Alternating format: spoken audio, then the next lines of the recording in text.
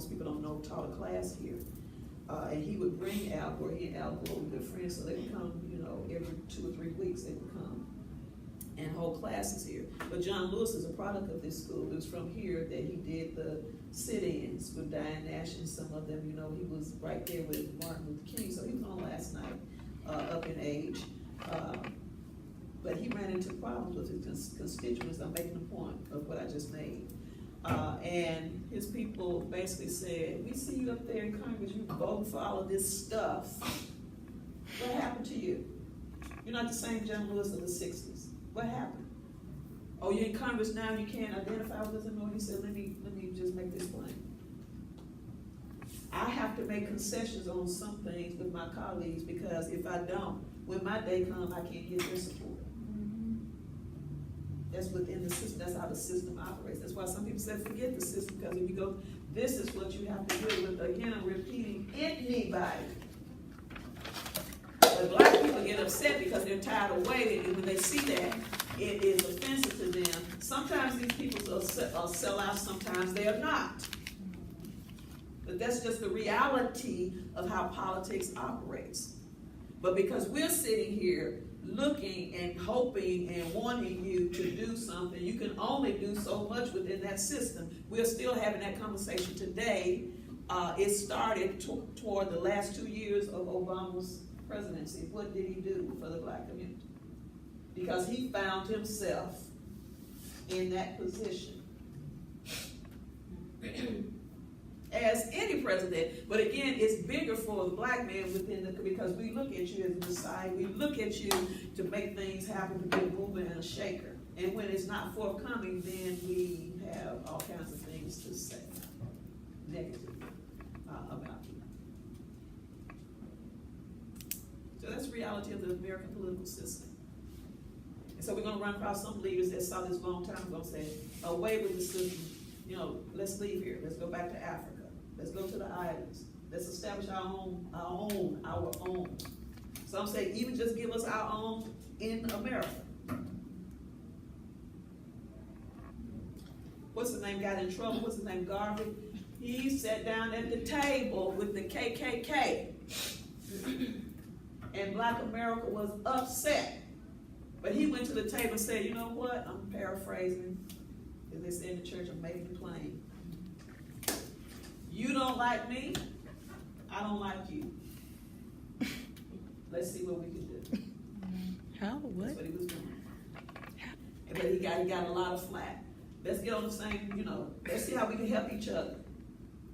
Like, I don't want you, you don't care for me, I don't care for you, but let's see what we can work out. And we'll run across that whoever's going to do Marcus. What did they accomplish? Yeah. Because that would have been like basically telling us white people back on one side and black people back on the other. But yeah, I think. And that's the thing, we had the problem just throwing out stuff as you all speak, but that's the problem we had with Booker T. Said we don't want to be in your theaters, we don't want to do here, we can be as separate as the fingers on the hand. And think about it, even when segregation occurred, you know what was going on in most of these schools? And even today, when blacks go to these schools, they still find it necessary to have their black organizations. Oh, that's true. People want to be around their own, particularly black people. When I was at this school at Vanderbilt, I couldn't wait till the weekend where I could go to my black church and come on this side of town, because I'm living on campus. And nobody never called me a nigger or anything, I didn't experience any of that, but you just want to be around your own.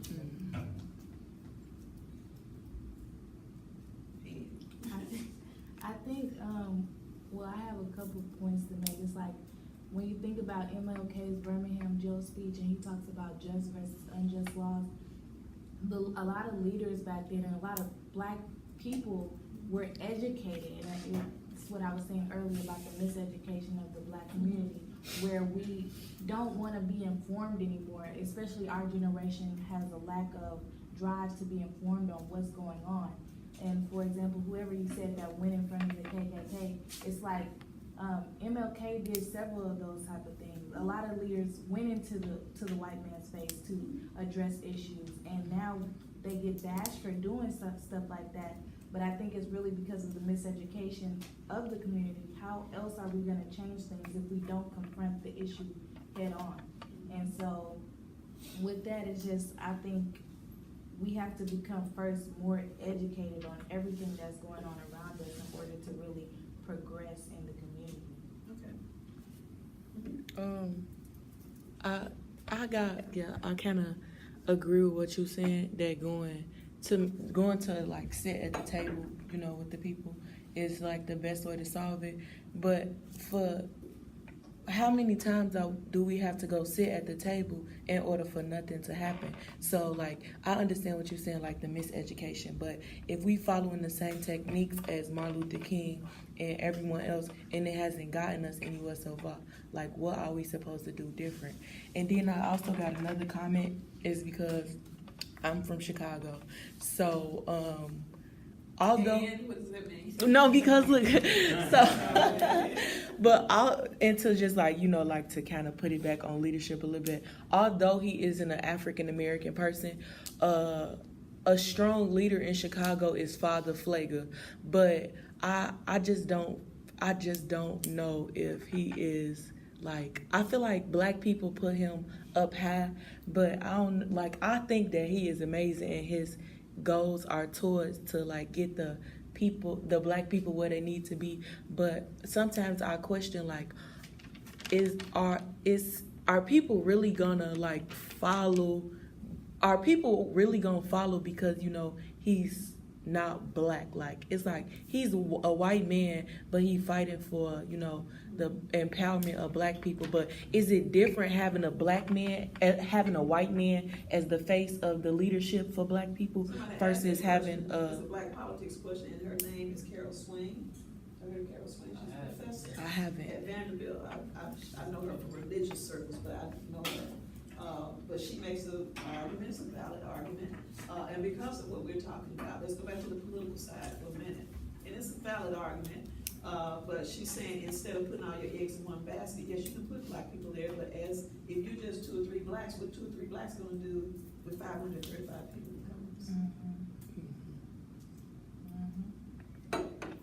And her argument, her stance is, get those whites who are supportive as well as your blacks. And therefore you have more people, but if you're just gonna put everything on Barack Obama or these 5 over here, and they gotta face all of these others, what's going to happen? I think also what sometimes our community has an issue with, we already kind of see white people as the enemy a lot of the times. We don't even want to like get to see, like, are there some who actually are genuinely trying to understand something outside of their own community? Because I at my job over the summer, I'm an intern for a law firm, so I'm like the only black person aside from one black attorney.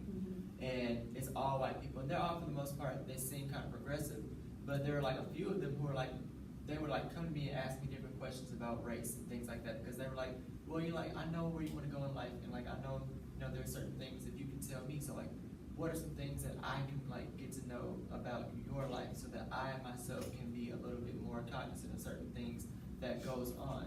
And I think that sometimes it can be just those conversations that a lot of times we can't go up to them and talk about it, so sometimes you have to wait on them to kind of come to you.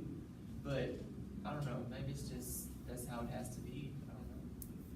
Well, going back to what you were saying, I feel like a lot of times us as black people, we become very self-conscious. We tend to feel like, as much as you say that we feel like the white people are like the enemy, we always feel like everyone is out to get us. And I'm not saying that in every situation that is not true. I do feel like in certain instances, in certain, circumstances, that could be the case. But I do feel like black people in general, we do feel like there's always somebody out to get us. And in that kind of example, I don't know, I feel like it shouldn't be to a point where you should ever feel like, I don't know, the way you mentioned how, I guess, you being the only like black intern alongside with a black attorney amongst other white people, it's almost in a sense to say that I don't know, like, did you ever feel like you were uncomfortable? Y'all, I promise you, that environment, unless there was like some stuff going on behind closed doors, like I have, so like the copy center, they're black. So I'd always be going to the copy center, like hanging out with them, and we would be talking, I'm like, so hey, tell me about this one. Like, is she this way or is he that way? And a lot of the times they'll be like, well, sometimes they might say things that are ignorant because they're not really understanding. But in that environment, I promise you, like, there was not, I've not at least yet experienced any racism from any of them. And I mean, it just takes, I guess, you being willing to like step out of that comfort zone and yeah, and not be, cause I know I've had to work on my own self, and me being in that environment for now the second summer, I've worked on it.